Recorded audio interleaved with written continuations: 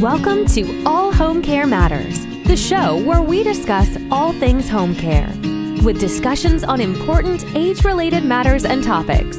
Brought to you by Enriched Life Home Care Services, the #1 rated home care provider in Michigan by Top Rated Local.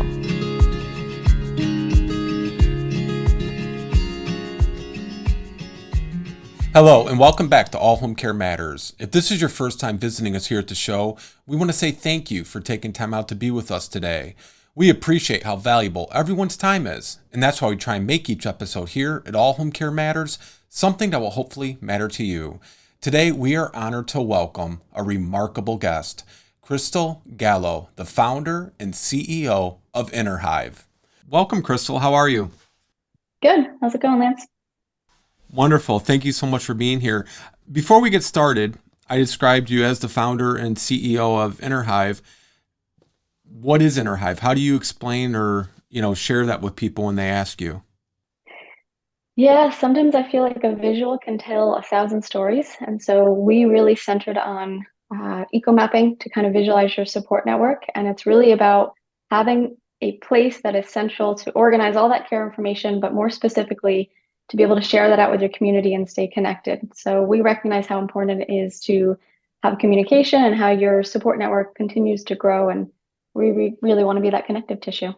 And so this it sounds like it could be a really good, platform for companies or organizations, but Innerhive, it's really not geared towards them though, right? It's geared more towards families who might be trying to support a loved one and everybody being on the same page, or is that right? Or it hits both. So we're very much geared towards caregivers.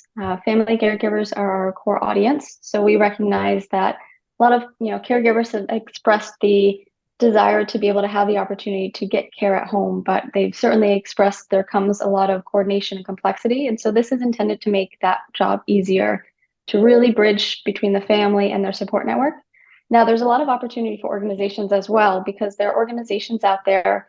They're doing great work and partnering with families. And so they're there to serve them on the social service front, or, a care manager or care navigator, some capacity, fiduciary. So we've got organizations that are also using our platform because those individuals are also there advocating for the family.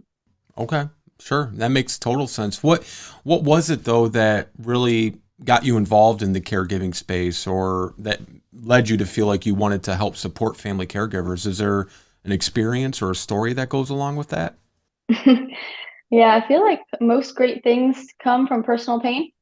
I think most families kind of went through the pandemic, and to some capacity, we all learned something, and there was unexpected change there.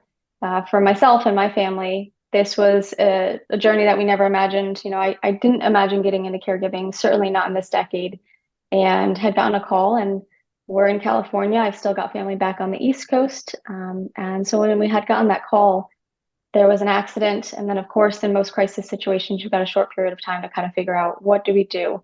And, my grandmother, I had the opportunity of growing up in a multi-generational home. And so when we got the call from my grandmother, it felt very easy to figure out, yes, okay, we can jump in, we can help. But when we learned that it would require 24/7 care, and she was already there helping my uncle, who was navigating cancer. So we knew that there was a contingency. We knew that those two were working closely together, and he needed her. And so now with the care that she needed after the dementia diagnosis, it was a scramble. I mean, like most people, you don't know what to do. You're given limited information, and you do the best that you can with what you know. And so we couldn't kind of uproot and move back east. So we moved them across country. And when we moved them in, like I said, it feels very easy to say yes and to know that you want to help and you want to give, and family's been there to kind of raise and give and nourish and provide love for you. And so that wasn't the difficult part. It was when you've got two conditions that are progressing at very different speeds. It's really hard. It's hard to be able to provide support and care and love, and hard to do that from a family perspective, but also as you transition to a caregiver, because you're often thinking about, what do I need to do? How can I get them through the day? Are they safe? And you kind of lose a little that softer relationship side. And so it was about a year into that, I found myself struggling, and I used to retreat to my closet. That was my place of respite. So after that experience, I realized if I was going through that, and I felt like I used to vibrate high, and I could kind of handle a lot of complexity, what was everyone else going through? Right. So kind of jumped in and spent a couple months and just talked to as many families as I could to learn. I wanted to understand, what was their challenge, what was their pain, how do I take my experience, learn more about their experience, smash them together, remove the bias, and figure out what would a good solution look like. Where do we start? Because the whole system is broken. There's a lot of opportunity, and we certainly can't solve it all at once. So I had to really look hard to figure out where's the best starting place. What Yeah. for you and your family, Crystal, what was the best starting place? Like what was the number one thing that you guys really needed the support with? Oh my gosh, to try to prioritize. It's so funny. I'm always asking others, I'm like, how would you prioritize and rank these? And I struggle with it. Right. So I think community, having to uproot them from their community and bring them out here. And it's really, really difficult to try to get your community, when I say you're the caregiver, to understand what you're going through, because unless someone's been in it, you can try to articulate it 20 different ways, but it never really sits. Like it is really, really difficult to build and show, the situation, to build empathy. And so I think we really struggled with trying to find community to help us to step in. A lot of times that community will also be the community of people that are there to provide encouragement. They're there to give tips, to pick you up when you need it. And that was really difficult for us. Yeah. Yeah. It is challenging. So how long was your caregiving journey for your A couple situation? years. Couple years. Okay. Yeah. What's the genesis then with Innerhive? How was that born? Yeah. So I think just going through that experience really opened my eyes. And at that time, I had just started another company and we were only a couple of months in. And as I had said, historically, I've been able to kind of handle a high degree of chaos. And I was really struggling to figure out how much of my struggle, my pain, the fact that I felt like I was falling apart, how much of that do I let expose to my family, to my friends, to my team? And we had some really meaningful conversation. And when I realized that this was a problem to be solved, there were others on the team that had brought forth their experiences. And it really actually opened up the door to conversation that otherwise wouldn't have happened. And so in those discussions, we were able to kind of centralize and say, okay, what would this look like? And it was really born out of just the need and being able to resonate and connect with families, being able to have others on the team who felt this as well. And, they had family that they were able to care for or had medical complexity. And I think everyone's journey is different, but I do think the way that we handle it, some of the tools that you use to make your life easier, to manage it, to advocate for your wellness, to advocate for the wellness of those you care for. I think in many regards, a lot of that's conceptually the same. So that's kind of why Innerhive was born. We really wanted to provide a place to organize all your care information, to visualize your network. As I said, a picture tells 1,000 words. And so when you can see your support network all in one place, and then that's the trusted and transparent spot to be able to communicate with each other, it makes that community bonding tighter. As your community grows, as your needs grow, as your support network grows, it's just your point of truth. And so that was really important for us. I wanted to make sure that the burnout I felt and what I was hearing and witnessing from other families, that we could do good and we could create change to end that burnout. So we just want to transform the caregiving journey. Wonderful. Crystal, what is before you became a family caregiver and the founder and CEO of Innerhive, what was your background? Were you in business or what? Yeah, I'm a tech baby. So I kind of grew up in tech, software development's where I've lived. I've tried on multiple different hats. Before this, I was running an organization that was actually linguistically driven. We went through an acquisition, and it was an organization that was centered around providing support and holistic solutions for education. So when you think of K-12, higher ed, it was really looking at how people communicate and looking for patterns so that you can prevent incidents from happening. So you hear about a lot of these harm incidents from bullying or Sure. kids that maybe struggle with depression or anxiety. And we were trying to understand the language and the behavior patterns to try to prevent those incidents so harm didn't happen to themselves or to others. So I did that. And then I've kind of dabbled I was in auto for a while, leading product and technology teams, and sat in the telecom and then also the events and entertainment space. So many different industries. I think the common denominator is I really love solving problems. And if I can use technology to solve those problems, that's going to be kind of my first order of how am I going to do this? So a lot of, as you're describing, like for the, K through 8 and, high school and higher ed and things, it sounds very not too dissimilar to what you're trying to do for family caregivers, right? I mean, you're trying to avoid situations, improve situations, and open up communication and really kind of zero in on situations that might be pain points for family caregivers, except it's not education now, it's family caregiving. Is that kind of fair? I mean, if you zoom out maybe another degree at the conceptual level, Yeah. both are very much focused on how can we be proactive? How Yeah. can we pull ourselves out of this reactive space, get into a place where we're providing the support and the resources in the community to proactively prevent situations or to plan for the future. So yeah, certainly at that level, I think there's some crossover for sure. Yeah. Why don't you go and share with our viewers and our listeners how exactly how exactly Innerhive can help family caregivers and their loved ones. What can it do for the families? Yeah. Let me this might be a little easier to walk through. We'll kind of let this roll and then stop and chat about it for a minute. Yeah. So I think we kind of talked about this when you were asking about my journey. A lot of people kind of sit in this crisis mode, and it was really important for us to help families transition from that crisis to active care management. But before you can even get into that, a lot of times, when you're in a situation, the first thing you think about is what is the critical information that I need right now? I can only think about today. I can't think about tomorrow, definitely not the week or the month.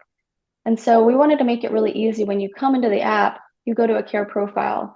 We want to know, who is this individual? Who is Arthur? Who is the care recipient? What's the diagnosis and the allergens? What does it look like for an emergency plan so that if you're away, if something happens, we know exactly what to do, who to contact. It's really important to have a baseline. So what is a day in the life of? When you're thinking about a care plan, you want to understand and you want to be able to look for anomalies or exceptions. And so understanding what that care routine is day after day so you can be prepared and informed, that was really important. So this is kind of our place to capture that. And it makes it really easy so that if you want to, easily upload documents, if you want to put share plans in there, or care plans, sorry, and emergency plans, any sort of critical information you can kind of capture in here. So this was the first order. It's like, okay, let's get the most important information. And then from there, we really want to connect you up with community.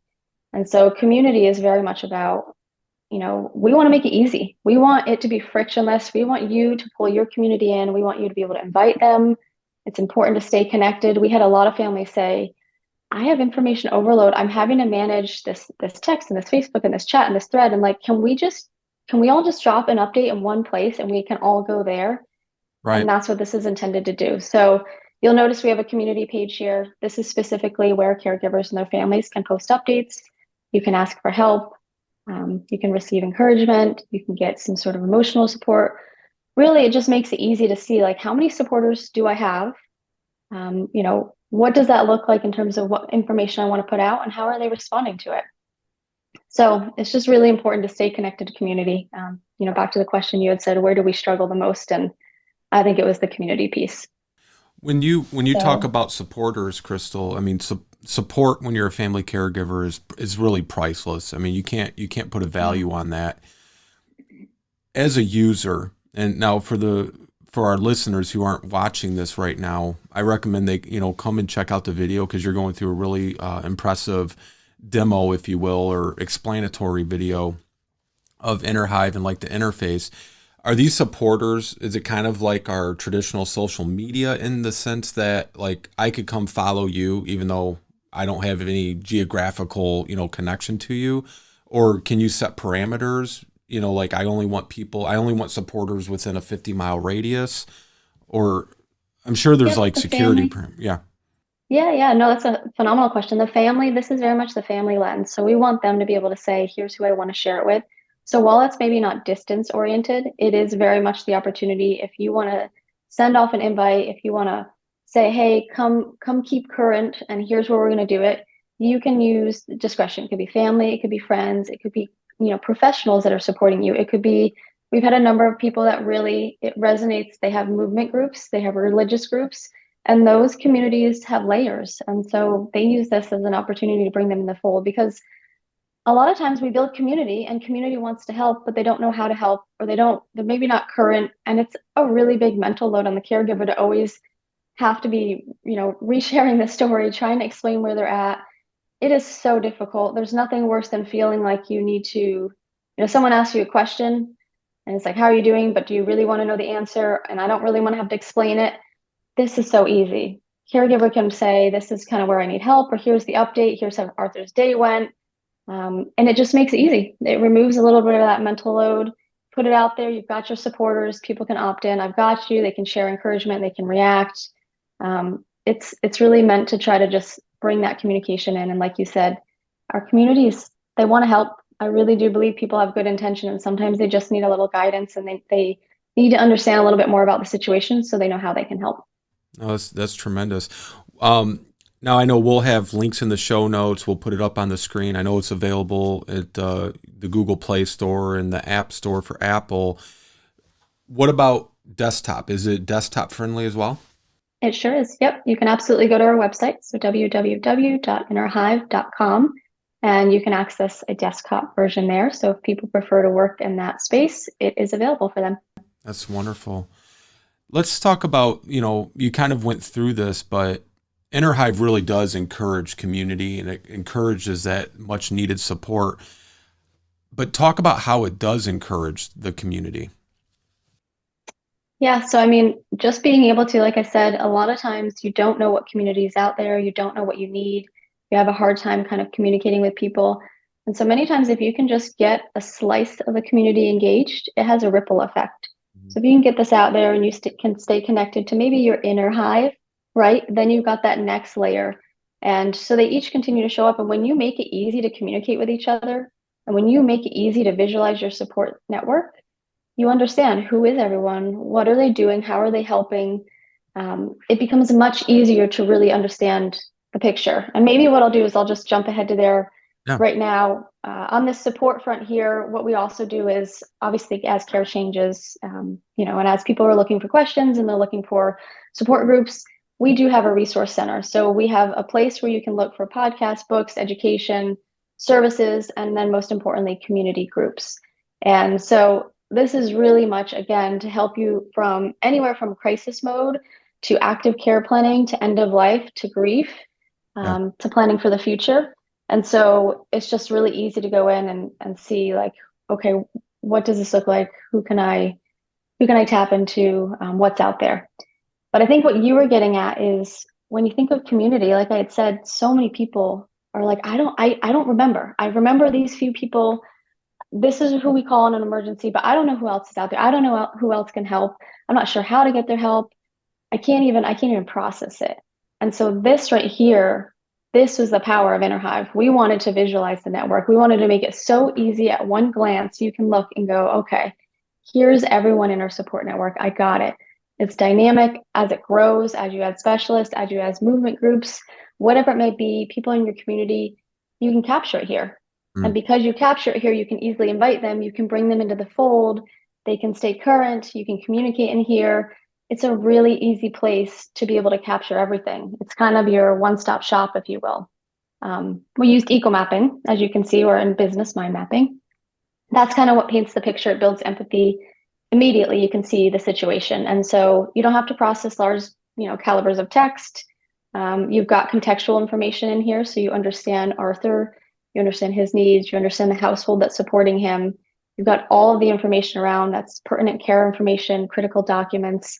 It's all at your fingertips. So very easy to access on the go. That's incredible. So you're the founder. I'm imagining you're probably a big part of the development team as well. What for you, Crystal, what is your goal with Innerhive? And I don't mean, the standard answer that I would assume you'd say is every caregiver's using it and it's helped making their life easier. But what's your target? Like what's your milestone where you're like, okay, you know what? I've taken this conceptual idea and now it's created and now I'm at this phase. What's the end goal where you're going to say, you know what, Innerhive has done what I wanted it to do? Oh, if I can be really lofty, I don't think we're ever going to satisfy. We're not bacon, or we're not mac and cheese or whatever the reference is. We can't be liked by everyone. Right. So certainly I'm not aiming to do that. But when I think about the care economy, when I think about our system as a whole, we are one small sliver. And so in my mind, if Innerhive can be part of that cumulative spider web of so many other phenomenal leaders and advocates and organizations, if we can collectively change the entire paradigm of how our organization and our leadership in our country thinks, I think that's powerful. Like that's success to me. We don't need to be in every household. We don't need to be with every caregiver. If we can impact just a small number of lives, but more importantly, if we can actually form relationships and bond together with other people, I really, really believe that the power of coming together with other like-minded folks to create a much, much bigger systemic change, that's where the sweet spot is. So getting from this reactive nation to this proactive nation, being able to actually be a caregiver and feel proud about it, showing up at work and being okay talking about it and not, afraid of your job being at risk or what people will think. Having a place to communicate where you feel like it's trusted, it's your information, it's transparent. You don't have to ask permission. You don't have to try to decipher what's happening in these medical files. This is my life, my story. I get to control my quality of life. This is not dictated by some sort of quantifiable data. Like those are all points of success for me. That's powerful. How long has Innerhive been available for public consumption? Not terribly long, Yeah. right? No, we're a youthful organization. So we launched the beginning of this year. So January of this year. So we're actually coming up on, it's wild to think that we're almost through a year. But yeah, beginning of 2025 will mark 1 year. What's been one of the hardest pain points for you as the founder of Innerhive? Uh, I I can handle a lot of stress. I learned in my family experience that I have a much lower threshold for emotional stress. Mm. And so when we first launched, this was uh, really difficult for me to talk about with anyone. Um, I would actually collaborate with my team because they were in a better place to help kind of articulate the story so that I could make sure that I was composed. So I think my hardest challenge has been learning that it's okay to be a mess, learning that it's okay to be emotional because I never brought any of that into my work before. Mm. So that's very new learning personally for me. In terms of from a business perspective, my hardest challenge is I absolutely suck at boundaries. It's been something I've had to work on my whole life. Probably always will be working on it. I've got this overachiever, ambitious, want to help, want to do, want to learn, want to, go, go, go. And so sometimes I feel as though when I'm doing that, I forget to appreciate the small milestones, like you had said, or I forget to take a step back and give myself some grace, or really, I get so excited and so focused. It's intense, and I forget about a lot of other things in life. So I'm constantly having to remind myself that it's much more than this, but it's just my passion that's taken over, and so I'm having to check myself a lot. That's really hard when you're early on in a business that you're passionate about and you want to share it with others and you want to learn and keep iterating to make it better. I think that's so well said. That's not too dissimilar to like our story. We own a home care company, and it came as a result of being a caregiver for my father, right? I was going to medical school, then we get a call. He needs to either come live with us for a while he recovers, or he needs to go into rehab. And we obviously chose to have him come live with us, which we were fortunate that we could do that. But the thing for me, Crystal, was we never were offered the resources and support, right? Going through that whole journey. And that's kind of been like my little eternal flame is I want families to know about the resources and information. COVID strikes. I mean, this is many years later. We're 7, 8 years into our company at this point. My father had since passed. And we were going all over Michigan doing educational talks, helping with resources, but doing fun activities and oldies concerts and Elvis impersonators just to, brighten their day and give them a smile. And we made a decision before our governor to stop because we were concerned about the public gathering. And it was only days later that the governor, put us on lockdown. So our company continued to operate because we're essential. But all of that fun extracurricular stuff, the stuff that I really, enjoyed doing, that even if we wanted to, that stopped. So where I'm going with this is, like your story with Innerhive and my story with our home care company, and now as a result in an extension, All Home Care Matters, we are using this as a personal, it's almost a personal mission, at least for me, where it's a great way because every day I get up, go to work, or, write an article or do the podcast. I'm not dreading it, right? I'm doing it because there's a purpose behind it, which I think really helps in so many ways, because you haven't lost sight of the reason why. Like, that's my why. And when you have that, I think it makes a big difference versus just going to an office building or, doing your normal job because you're doing it because you need an income.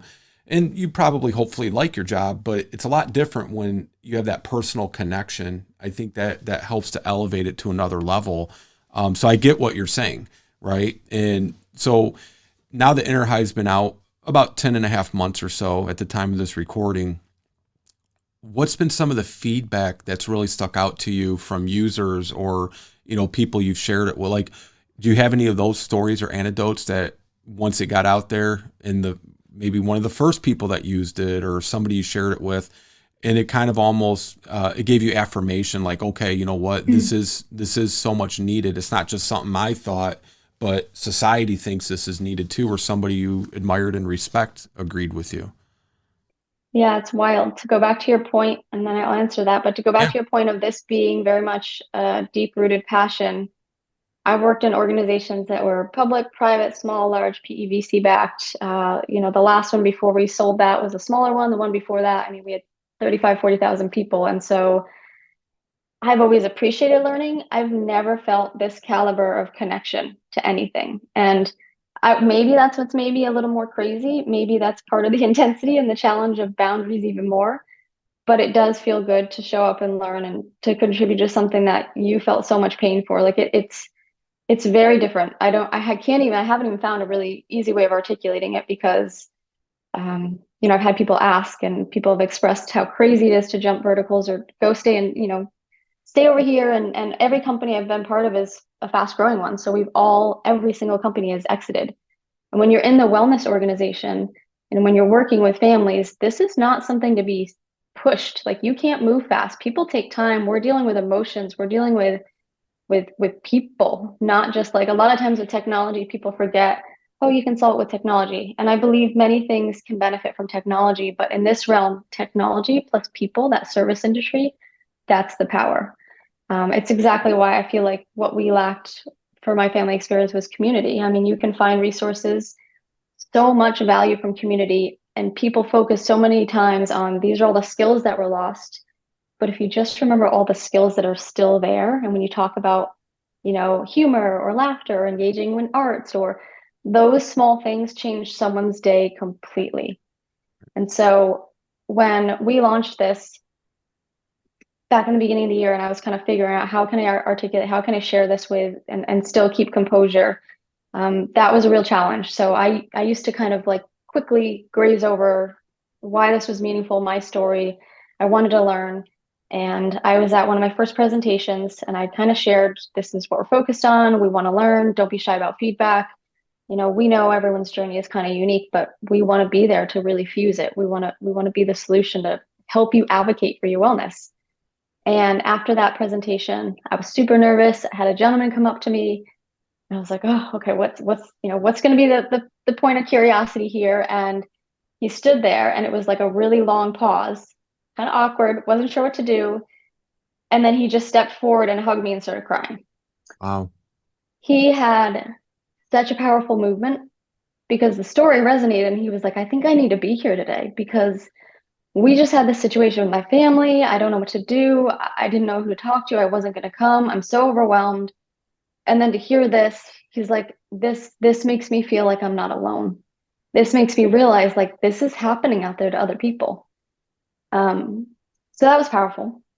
And then, yeah, go ahead. I was just going to say that I tell people all the time, my number one thing, aside from a person's safety and well-being, the number one issue for family caregivers so often, and I think is the most critical, is them knowing that there's others out there, that they're not alone, that they have support.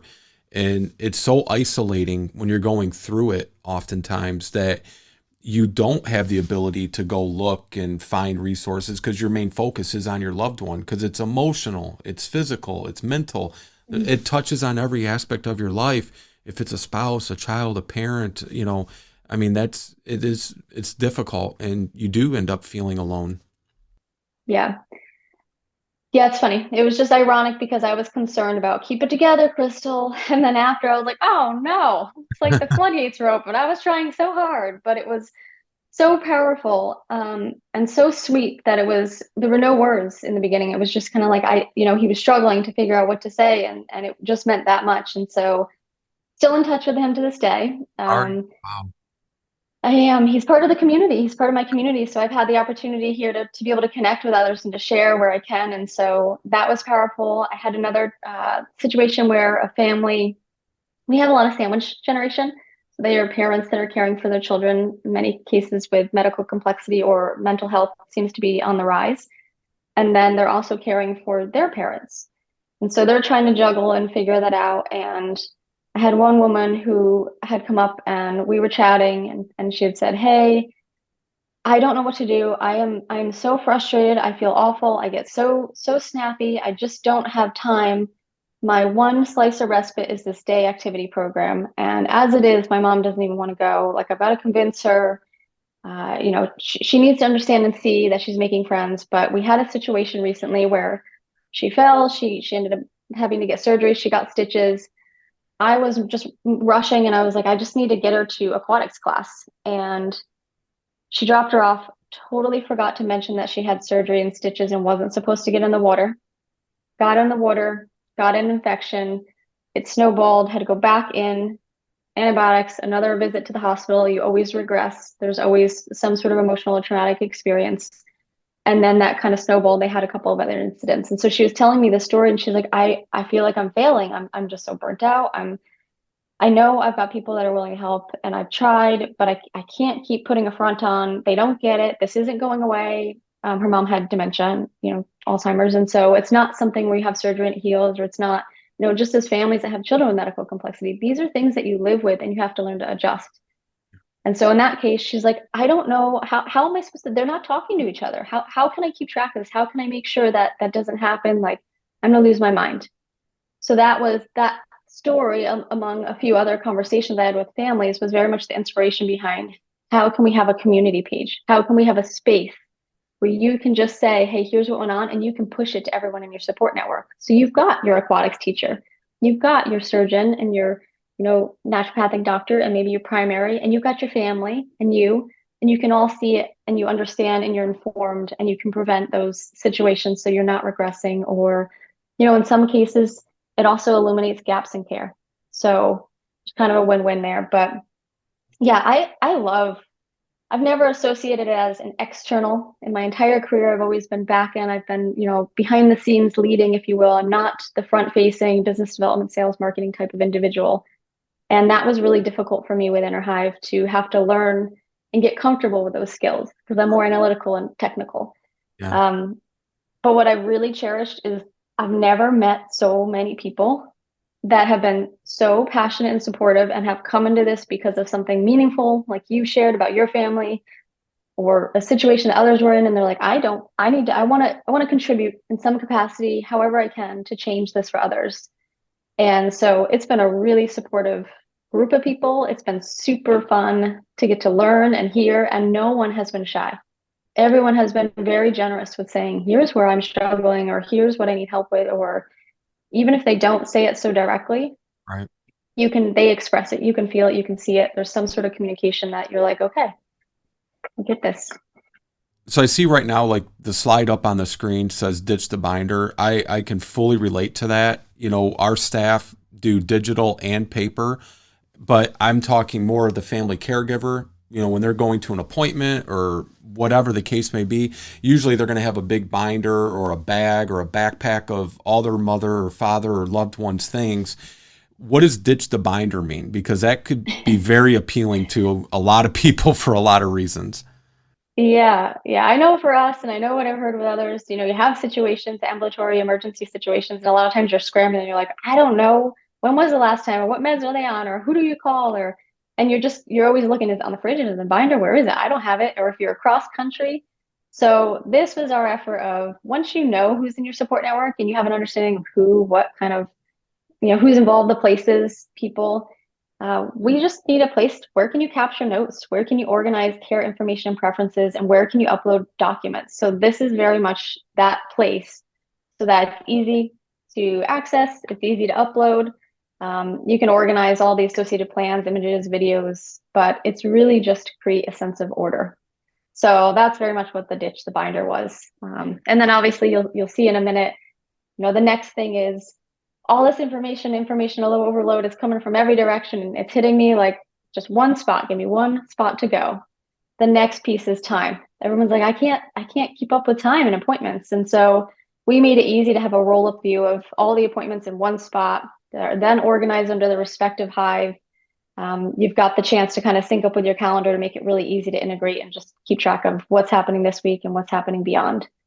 And as you see here, this kind of goes back to your point earlier of, how do you get the community involved? What does that look like? And a lot of people share caregiving. Sometimes they share it with family, sometimes they share it with someone in their community, sometimes a paid professional comes in. So we wanted to make it really easy to add a co-owner. Basically, you can put in their email address, they get notified, they understand that they've been identified as someone important to Arthur's Innerhive, and they can jump in. And so co-owners are typically people that are trusted by the care recipient and by the caregiver, and they have full access to be able to add, edit, remove. And so this was just a really easy way to, how can we get multiple people in there collaborating? And then obviously, once you're past the active care, something that we talked about is that proactive paradigm. So how do we plan for the future? You move from crisis and you kind of get to the current day. Once you're out of that and you're transitioning, most people are in a space where they can start to think about, okay, how do I protect and honor the care recipient? So how do I protect and honor Arthur, my dad, his quality of life, and his legacy? A lot of times it starts with estate planning, and then you've got advanced care planning, and eventually it'll lead to kind of legacy planning. And so we provide just a step-by-step checklist, make it easy to walk people through so that they can see each planning phase. You can, it's dynamic. So as you make progress, you can see that progress. You can check things off. You can upload documents. We just recognize it's really valuable that people want guidance on where to focus attention. And so we made it easy. We even included some educational articles, so that as you're going through and maybe you don't know what care estate planning is or advanced care planning is, we give that overview. So, as you're making progress, you feel confident that you're informed and you're making good decisions, because a lot of caregivers have said, I'm so overwhelmed. It comes at me from every angle. Right. I need the noise just removed. Just please give me guidance on what to do next, what it means, how it's going to impact. So I feel good about the decisions, because it's a lot of pressure on caregivers. You're proxying, you have an advocate for, and so you want to be informed. So perfect. Mentioning pressure. This is kind of the caregiver wellness. So you've got your community, you've worked through the critical kind of information, you've got access to the support and the resources. Then you've got everything in such an organized view. It becomes, okay, that's made my life a little easier. It's made it a little more efficient, but it doesn't mean that I'm still not emotionally stressed. And so this just starts to get at that. There's still so much opportunity here, but we recognize, we had a lot of caregivers say, yeah, I can go to these support groups, but I'm not ready to put it all out there. And I'm like, well, you don't need to. You can find a place to reflect and to journal elsewhere. Maybe you can just go to the support group and find community because they can help. Or maybe they've got tips, or, be open-minded to what that looks like. But a lot of caregivers have said, this is my personal space, my emotional journey, my reflection, my thoughts. Like, I'm not there yet. I'm not ready to expose it. So we wanted this to be a place where you can kind of capture, your sentiment, see the trend over time. You can log how you're feeling. You can log and see what's happening in life, the care events you spent your time on. You can even choose from existing templates if you want, that will prompt you to think about very specific things. So this is very much for the caregiver. So yeah, that's kind of Innerhive in a nutshell. I mean, I think lastly, what I'll say is, I hope people will feel compelled to check it out and go to the Google Play or App Store, download it, go to the browser, whatever their jam is. If there's something that's missing, if there's something that they want to see, that they like, don't like, we want to hear about it. So reach out to us. Sure. That's really important. But really, it's just the point of truth. It makes it really easy to connect your network and get it all in one spot. Well, a couple of things before we close up here, Crystal. First, thank you so much for bringing this resource to the community and to caregivers, because I think this is incredible for our listeners who weren't able to watch this. Go and watch, because it's going through a good portion of the app, and it's very, very impressive with how detailed and you really drilled down into it. It's not just superficial, stuff like a lot of apps that are out there today. Before we close, though, I just got a couple other questions. You just mentioned it, but say again how people can access Innerhive. Yeah, absolutely. You can go to Google Play. You can go to the App Store. The app is downloadable in both. It's Innerhive. You can also go to our website, www.innerhive.com. You can access the browser version there. We've got quick little links to download to the App Store too. So that's the easiest way. And then, certainly if you have any questions when you're on our website, there's a little chat bubble. If you want to email us, it's just hello@innerhive.com. Always here, always want to hear feedback. Definitely looking to learn. There's a lot of opportunities, so let it all fly. Yes, absolutely. And is there, what is it, free to download? Is there cost involved? Would you mind sharing that? Of course, yeah, it is free to download. So the base version is free. Anyone that wants to go through, kind of capture the critical information, invite their community, keep the updates going, visualize their support network, all that's free. If you want to get into some of the richer features, so if it becomes really important to manage your time and sync up to your calendar, that would be part of a paid feature. If you want to have multiple co-owners, so people that you're kind of managing the caregiving load with, that would be a paid feature. For a lot of sandwich generation individuals, they're building and having Innerhive for their children, and then they're also having it for their parents. So multiple care maps, multiple individuals in there, that would also be a paid feature. And then, of course, because it is a document center, a lot of people will use this to kind of upload their critical information. So when you get beyond a certain number of documents, 10, that becomes part of a paid feature. So it is free to use. It is accessible. You can get in there. You can start to capture your critical information, connect with your community, most importantly, build your care map to advocate. And then the richer features are kind of for those users that are family members, caregivers that really want to dive in deeper.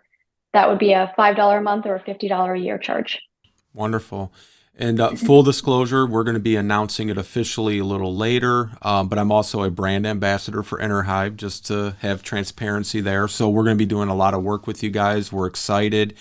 People that, know the show, know me. They understand I don't just, do things to do them. I either believe in it or I won't be a part of it. And I've got nothing but great things to say about Innerhive, and Crystal, you as well.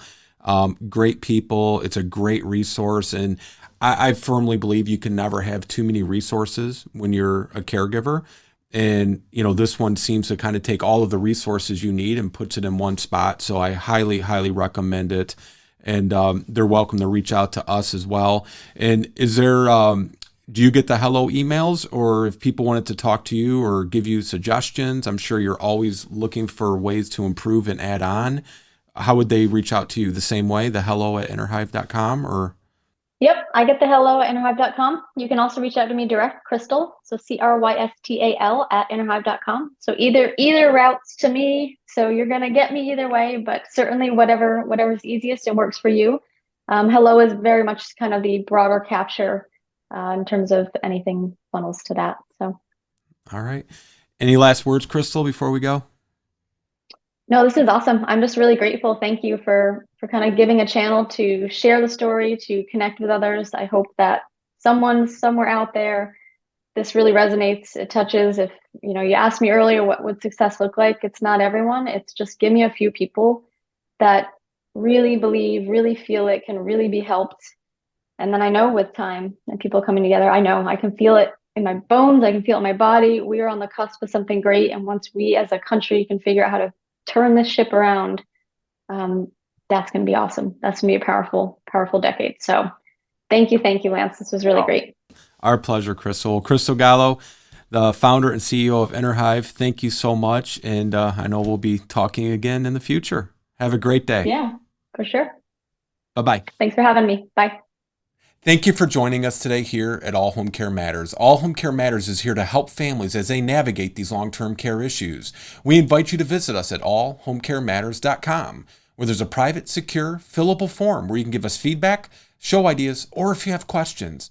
Every form is read and responded to. And remember, you can listen to the show on any of your favorite podcast streaming platforms or watch the show on our official YouTube channel. Just make sure to hit that subscribe button so you never miss an episode. We'd also like to say thank you again to Crystal Gallo for joining us today. We look forward to seeing you next time here at All Home Care Matters. Thank you for joining us today. We look forward to you joining us again on another episode of All Home Care Matters.